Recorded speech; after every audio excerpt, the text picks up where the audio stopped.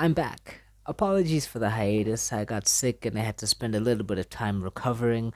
And I got sick actually in the middle of making another video, so that video is on hiatus and yeah, everything's starting to compile. But I'm back. So in this video, I really wanted to kind of make a little something that I really thought was weird that a lot of people aren't doing in the video game industry. In this video, I really wanted to bring it back to old games, but older games. Very, very, very good classics that I think need a bit more respect and a bit of time to kind of make people understand how good and how well crafted these older games were. So I chose the Oregon Trail. Hear me out.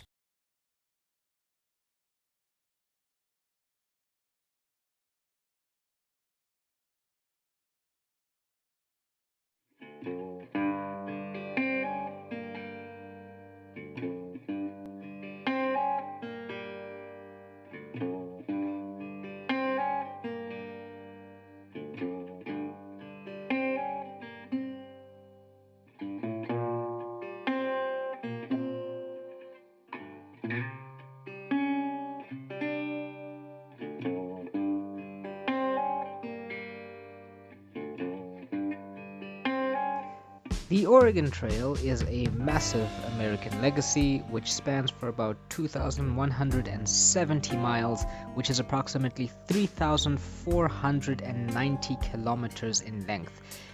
The trail spans through about 5 states, which is Missouri, Nebraska, Wyoming, Idaho, and eventually Oregon.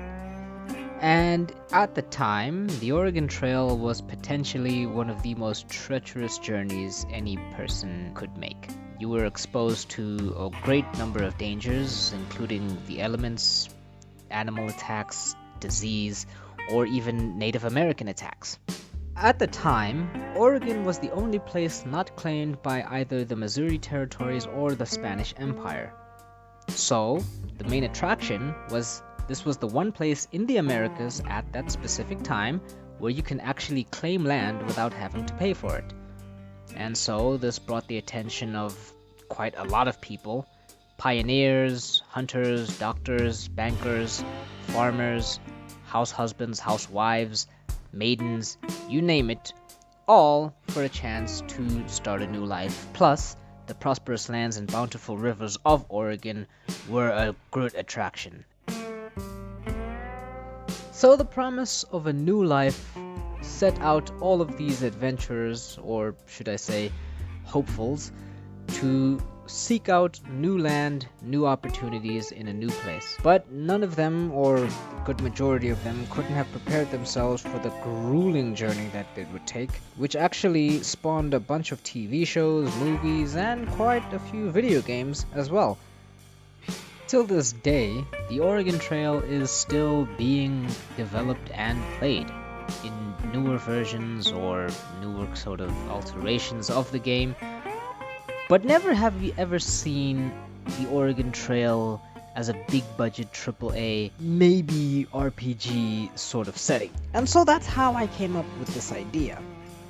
What would the Oregon Trail look like if a studio got a massive budget to pump this game out and to sort of give people a new lease on what this game is and show them the hardships, the struggles, and the very difficult decision making that some people need to do?